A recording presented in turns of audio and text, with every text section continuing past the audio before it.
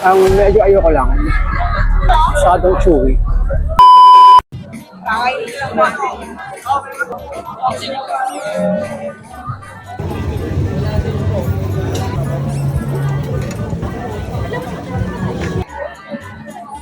Original Dubai Pistachio. Pistachio?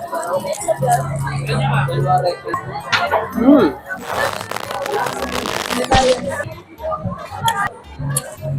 Sa lasa, masarap siya.